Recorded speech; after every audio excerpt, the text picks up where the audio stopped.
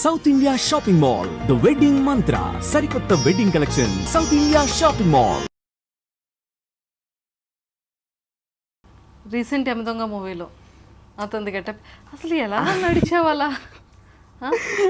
అది ఏం లేదక్క, జస్ట్ ఒక లెగ్ ఫార్వర్డ్ చేసి ఒక లెగ్ని స్లైడ్ చేయాలంతే. సో దానికి డైలాగ్స్ ఏమి ఉండవు, జస్ట్ ఒకటే మాట అదొక్కటే, అది తప్ప ఇంకే డైలాగ్స్ ఉండవు ఆ గెటప్కి. నీ ఫేవరెట్ కమెడియన్ ఎవరు? ఫేవరెట్ యాక్టర్ ఎవరు? ఫేవరెట్ యాక్టర్ వచ్చేసక్క ఎస్జే సూర్య గారు, ఇందాక నేను చెప్పినట్టే. సో అతనిలో ఏంటంటే నాకు ఆ వర్సటైలిటీ అనేది చాలా బాగా ఇష్టం. నాకు ఎప్పటికైనా అతనిలాగా వర్సటైల్గా నేను అవ్వాలని చెప్పి నేను ట్రై చేస్తున్నాను. ఓకే, ఎంటర్టైనర్గా ఏదైనా జోక్స్ ఏదో కామెడీగా చేయాలి అంటే ఏ డైలాగ్స్తో చేయగలం? కామెడీగా అంటే లైక్ మనకు అందరికీ తెలిసిందే, మన మీమ్ కింగ్ బ్రహ్మానందం గారు. అతను టైమింగ్ అసలు వేరే, మనం మ్యాచ్ చేయడం కూడా కష్టం అసలుది. అండ్ అలాగే ఇప్పుడు రీసెంట్ టైంలో అయితే వెన్నెల కిషోర్ అన్నది. ఏవైనా వెన్నెల కిషోర్ గారు ఏవైనా డైలాగ్స్? వెన్నెల కిషోర్ గారి డైలాగ్స్ అంటే కష్టమే యాక్చువల్లీ. ఆ టైమింగ్ వేరే, ఆ సిచ్యువేషన్స్ కూడా వేరే వాళ్ళవి.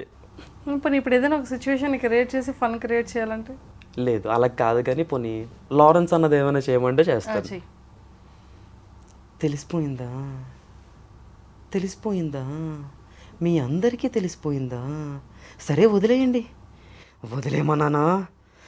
చేతీరా మాట్లాడుతుంటే ఒక ఆడదాని మీద చేసినాడు రాస్కెల్. మీరే చెప్పండి, మీరు ఎవరితో మాట్లాడుతున్నారు? మగాడు మీద చేస్తే మీకు కోపం వస్తుందా రాదా? కోపం వస్తుందా రాదా చెప్పండి. పసుపు రాసుకున్నా అడుగుతున్నాడు. ఒక ఆడది పసుపు రాసుకుంటా మగాడు రాసుకుంటాడు పసుపుని. బీపీఎస్సీ కొట్టారు రెండు వద్దు. సూపర్. సో నీకు ఫైనల్గా ఎస్జే సూర్య గారి లాగా సో డిఫరెంట్ కైండ్ ఆఫ్ క్యారెక్టర్స్లో చేయాలని ఉంది నీకు? అంతే, అలాగే గెటప్ చేస్తూ చేయడం అంటే ఇంకా బాగా ఇంట్రెస్ట్. ఎవరైనా ఇప్పుడు ఇన్స్టాగ్రామ్లో అన్ని మంచి వీడియోస్ చేసి అంత బాగా రీచ్ అయింది, బాగా రీచ్ అయింది. గుండుతో చేసావు, తర్వాత పుష్పలో సునీల్ గారి క్యారెక్టర్ని చేసావు. సో బేసిక్గా తెలియని విషయం ఏంటంటే నేను గుండు చేయించుకునేది ఆ క్యారెక్టర్ కోసం. ఆ క్యారెక్టర్లో ఆ సీన్ పండాలని చెప్పి నేను మొత్తం హెయిర్ అంతా తీయించేసుకొని ఆ క్యారెక్టర్స్ గట్రా చేసి ఇప్పుడు మళ్ళీ హెయిర్ పెంచుతున్నాను. ఓ, అంత ప్యాషన్ కదా? అవును. సో ఎవరైనా అది కూడా మంచి వ్యూవర్షిప్ వచ్చింది? అవును, వ్యూవర్షిప్ వచ్చింది, బాగా మంచి రీచ్ వెళ్ళింది. అవునవును. కానీ నీ ఫేవరెట్ అంటే ఎవరైనా చూసి నీకు ఏదైనా ఆపర్చునిటీ ఇవ్వడం కానీ ఏమైనా జరిగిందా? ఆపర్చునిటీ అంటే అక్క ఇన్స్టా వీడియోస్ ద్వారా ఏం కాదు, కానీ ఒక ఆడిషన్కి వెళ్ళాను. నేను ఎవరో కూడా వాళ్ళకి తెలియదు, వాళ్ళు ఎవరో కూడా నాకు తెలియదు. అయితే ఆడిషన్ అవుతుంది, వస్తున్నారు, వెళ్తున్నారు. డైరెక్టర్కి ఎవరు నచ్చట్లేదు. అసిస్టెంట్ డైరెక్టర్ గారు ఉన్నారు ఆ రోజు, అతనికి ఎవరు నచ్చట్లేదు. నేను ఎంతమంది నచ్చలేదంటే మనం కూడా నచ్చమైతే అని చెప్పేసి వెళ్ళాను. వెళ్ళి ఫస్ట్ నీకేమొచ్చి అది చెయ్యని చెప్పి అన్నారు. నేను నాకు వచ్చింది చేశాను. చేసిన తర్వాత అతను ఏమన్నారంటే ఓకే ఇప్పుడు నీకు స్క్రిప్ట్ ఇస్తే ఎంతసేపులో ప్రిపేర్ అవ్వగలరా అన్నారు. స్క్రిప్ట్ అంటున్నారు ఏంటి, మనకి తెలుసు కదా స్టార్టింగ్ నేను వెళ్ళిన ఫస్ట్ ఆడిషన్ అదే. స్క్రిప్ట్ అంటున్నారు ఏంటి అని చెప్పేసి ఆలోచించాను. అయితే ఓ సీన్ ఇచ్చారు. సో ఇలాగా అమ్మాయి నీకు ఇలా చెప్తుంది, నీకు లైక్ తను ఇది కాదని చెప్పేసి తను వేరే వాళ్ళ అని చెప్పేసి అన్నారు. అయితే ఆ సీన్ని పండించమన్నారు. జస్ట్ నువ్వేం మాట్లాడద్దు, డైలాగ్ ఏం చెప్పొద్దు, ఎక్స్ప్రెషన్ మాత్రం ఇవి చాలా అన్నారు. సో నేను అలాగే లోపల అంటే కోపంగా ఉండాలి, బయటికి ఎట్ ఎ టైం సాడ్గా కూడా కనిపించాలి. సో అలాంటి ఒక ఎక్స్ప్రెషన్ ఇవ్వని చెప్పి అన్నారు. ఇచ్చిన తర్వాత ఇంకేం మాట్లాడలేదు అతను. తమ్ముడు ఓకే నువ్వు సెలెక్టెడ్, బయట ఉన్న వాళ్ళందరూ పంపించండి అమ్మా. నేను సెలెక్ట్ అయిపోయినా, ఎలా అయ్యాను అసలు, నేను ఇచ్చేసాను అసలు. సరే ఓకే అన్నారు. తర్వాత కాలే రాలేదు నాకు. కాల్ రాలేదంటే ఇంక తెలిసిందే కదా, పోయింది అయితే ఇది కూడా అనుకున్నాను. ఆ నెక్స్ట్ రోజే కాల్ వచ్చింది వెంటనే. ఇలాగ అసిస్టెంట్ డైరెక్టర్ మాట్లాడదాను, మొన్న సిద్ధార్థ్ రాయ్కి వచ్చారు. సిద్ధార్థ్ రాయ్ అవును చెప్పండి అన్నాను. ఇలా షూటింగ్ ఉంటుందండి గీతంలోనే, వచ్చేయండి మీరు అని. షూటింగ్ గీతంలో ఉన్నా, సెలెక్ట్ అయిపోయింది. అయితే నేను ఫస్ట్ సర్ప్రైజ్ అంటే మనకి ఎలా ఉంటుంది అంటే ఎవడైనా ఫోన్ చేసి ఏమని చెప్పాడు అనుకోండి, ప్రాంక్ అనుకోని ఆయన బెటరా ఫోన్ అని చెప్పేసి పెట్టేసే టైప్ మనం. అలాంటిది ఆ షూటింగ్ అనగానే వెళ్ళాను లొకేషన్ దగ్గరికి, అంతే షూటింగ్ అయ్యింది, వచ్చేసాను అంతే, అంతకు మించి ఇంకేం లేదు. ఆ తర్వాత మళ్ళీ హైలైట్ ఏంటంటే డబ్బింగ్ పిల్లలేదు నన్ను. ఏంటి డబ్బింగ్ పిల్లలేదు, డైలాగ్ కూడా చెప్పాను కదా ఏంటబ్బా, అయితే సీన్ లేపేసి ఉంటాను అనుకున్నాను. పడుకుంటాను, సినిమా రిలీజ్ రోజు నేను పడుకున్నాను. అసలు మార్నింగ్ లేచి చూడగానే నా ఇన్స్టాలో మెన్షన్లు ఉన్నాయి. ఇదేంటి మెన్షన్లు, నాగేటి ఎప్పుడు లేదు మెన్షన్లు నిన్ను వచ్చి అని చెప్పి చూస్తే శ్రీకన్య థియేటర్ స్క్రీన్ మీద, సిల్వర్ స్క్రీన్ మీద నేను పడ్డాను. ఫ్యూజులు ఎగిరిపోయి నాకు. Very good. So first experience ఇంత బ్యూటిఫుల్ ఉంది. బ్యూటిఫుల్ కాదు, రకరకాలుగా ఉంటుంది. ఎలాగా రకరకాల సినిమా రిలీజ్లో నేను ఉన్నానో లేదో కూడా నేను చూసుకోవడానికి సినిమాకే వెళ్ళలేదు, పడుకున్నాను నేను నీట్గా.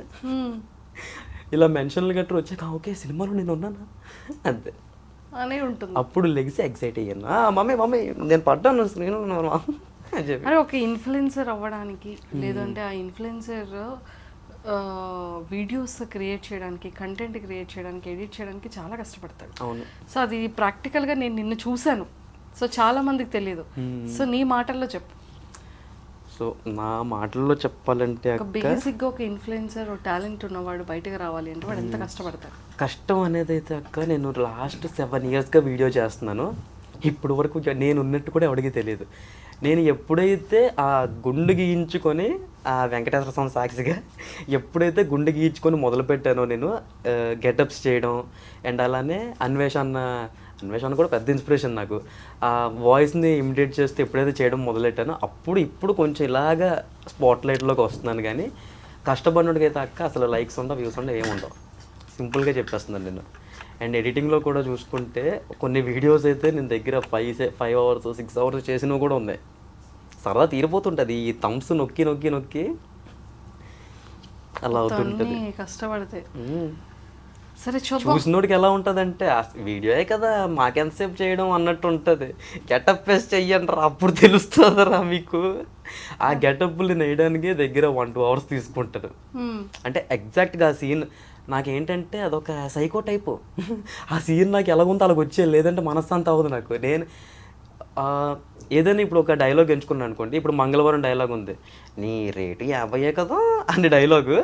ఆ సీన్ ఒక్కటి రావడానికి పర్టికులర్గా 50 takes అయినా చేసి ఉంటాను. ఆ ఎక్స్ప్రెషన్ పండించడానికి, ఆ ఐస్, ఆ ముక్కు మూమెంట్ అంత పర్టికులర్గా చూసుకుంటాను నేను. మంగళవారం గెటప్ అంటే గుండు లేదు, మరి ఆ ఫీల్ వస్తుందో లేదో తెలియదు మీకు. నువ్వు చెయ్యి, ముక్కు అదంతా అలా రావాలి. మరి నా దగ్గర ఉన్న 50కి ఏమొస్తుందా అని ఆలోచిస్తున్నాను. ఏమెత్తా నీ రేటు 50 కదా అలా. Nice nice. సో ఇలాంటివన్నీ డైలాగ్స్ అన్నీ ప్రిపేర్ చేస్తుంటా. అంటే నీ బాడీ లాంగ్వేజ్కి ఏ కైండ్ ఆఫ్ డైలాగ్స్ నీకు బాగా సెట్ అవుతుందని?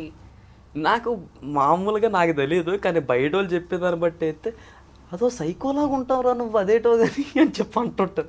అంటే సైకోలా నాకు అనిపించావురా. ఏమో సైకో గెటప్ వేసిన ప్రతిసారి అది హిట్ అయిపోతుంటుంది, అదేంటో మరి. అయితే సైకో గెటప్స్ లేదా విలన్ గెటప్స్. నేను ఎప్పుడైతే రొమాంటిక్ యాంగిల్ ట్రై చేస్తాను ఆ వీడియోస్ వచ్చినా వెళ్దాం. ఏదో ఒకసారి ఏదైనా ఒకటి చెప్పు, రొమాంటిక్గా ఒక డైలాగ్ ఏదైనా. అసలు ఐడియా కూడా రావట్లేదు. నేను ఇలా ఉండిపోయాను ఇంకంతే, ఆ సైకోల్లోనే విలన్లోనే ఉండిపోయాను. సైకోలో విలన్లో ఉండిపోయావు క్యారెక్టర్స్లో. రియల్ లైఫ్లో అలా లేవు కదా. రియల్ లైఫ్లో లేదు. రియల్ లైఫ్లో అసలు నేను మాట్లాడడమే చాలా తక్కువ. అంటే ఇప్పుడు ఇంట్రోవర్ట్స్ అంటారు తెలుసా, నేను అలాగే ఇంట్లో వర్ట్. ఓకే. మనం బయటికి అంటే ఇంట్లో ఎంతైనా రచ్చ చేస్తాం, బయట ఇప్పుడు ఎవరైనా కనిపించారు అనుకోండి, ఈడేమనుకుంటాడు. ఇప్పుడు ఫర్ ఎగ్జాంపుల్గా చెప్పుకుందాం, పబ్కి వెళ్ళాను అనుకోండి, అందరు డ్యాన్స్ వేస్తుంటారు. ఎవడైనా నన్ను వచ్చి పిలిచాడు అనుకోండి, ఇప్పుడు డ్యాన్స్ అయిపోతే ఆడు ఫీల్ అవుతాడేమో అని చెప్పి నేను వెళ్తాను తప్ప అస్సలు సమస్య లేదు. కూర్చున్న ప్లేస్ నుంచి కదలను నేను. అలా ఉంటావు. Oh my God. Okay. So మొత్తానికి ఒక ఆడిషన్కి వెళ్ళావు. అవును. సో హోప్ఫుల్లీ సక్సెస్ అవ్వాలని కోరుకుందాం గట్టిగా. వస్తే కెరియర్ ఎలా ఉంటుందో చూడాలక్క. సో మంచిగా హార్డ్ వర్క్ చేయి. అండ్ ఈ చిన్న చిన్న సక్సెస్కి బిఫోర్ ఎప్పుడు కష్టాలు ఉంటూనే ఉంటాయి. అవును. అది దాటితేనే సక్సెస్ని ఎంజాయ్ చేయగలుగుతాం. కానీ మరీ దారుణంగా 7 ఏళ్ళ నుంచే కష్టపడతాం. సో 7 years నీ జర్నీ ఏంట్రా? అంటే కష్టము అంటే చాలా చెప్పేస్తుంటారు. యాక్చువల్లీ టిక్టాక్ ఉండేటప్పుడు కరెక్ట్గా అంటే నేను ఫస్ట్ నుంచి స్టార్ట్ చేసినా బాగున్నాను. అది ఎప్పుడైతే 2 నెలల్లో పోతుంది అని ఉందో అప్పుడే స్టార్ట్ చేశారు. ఆ 2 నెలల గ్యాప్లోనే 100K వరకు పట్టుకెళ్ళాను అకౌంట్ని. అమ్మయ్య చాలా రా బాబు అనుకున్నాను. అంతకుముందు కూడా చాలాసార్లు అన్నారు టిక్టాక్ బ్యాన్ అయిపోద్ది అని చెప్పి అవ్వలేదు.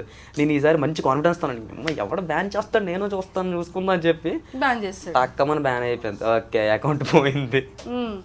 ఆ టైంలో మీరు చూసుకునేటైతే మొత్తం అందరూ మా అకౌంట్ ఇది ఇన్స్టాగ్రామ్లో మీరు ఫాలో కొట్టేయండి అని చెప్పు. అలాగేం చెప్పలేదు. నేను నమ్మకంతో ఉన్నాను, పోదు టిక్టాక్ అసలు ఎవడు తీయలేడని చెప్పి లేచిపోయింది. అది లేచిపోయాక ఇన్స్టాలోని దగ్గర 3 అకౌంట్లు మార్చుంటాను అక్క. ఏ అకౌంట్లోనే రీచ్ రాదు, ఏ అకౌంట్లోనే సక్సెస్ ఉండదు, ఏంటి ఏంటి ఏంటి అని చెప్పి లాస్ట్ ఇప్పుడు మీరు ఏదైతే ప్రొఫైల్ చూస్తున్నాడో మీ తరుణ్ గడు యువర్స్ తరుణ్, అది ఆ ప్రొఫైల్ కొంచెం వచ్చింది నాకు, అందులోనే ఇంకా అలా కంటిన్యూ చేసుకుంటూ వస్తున్నాను. సూపర్. కానీ నీ హార్డ్ వర్క్ నీ దగ్గరుండి చూసాం, నీ ఎడిటింగ్, నీది టేకింగ్, నీవే ఎడిట్ చేసుకోవడం, సో ఇవన్నీ చేస్తున్నావు, నీ మీద కూడా నువ్వు కాన్సన్ట్రేషన్ చేసుకుంటున్నావు కాబట్టి, సో ఒక స్టెప్ మంచి టాలెంట్ ఉంది కాబట్టి ఒక స్టెప్ వెళ్ళాలని మనస్ఫూర్తిగా థ్యాంక్ యూ ఐడ్రీన్ తరపు నుంచి కూడా కోరుకుంటున్నాను. Thank you all the very best. Thank you.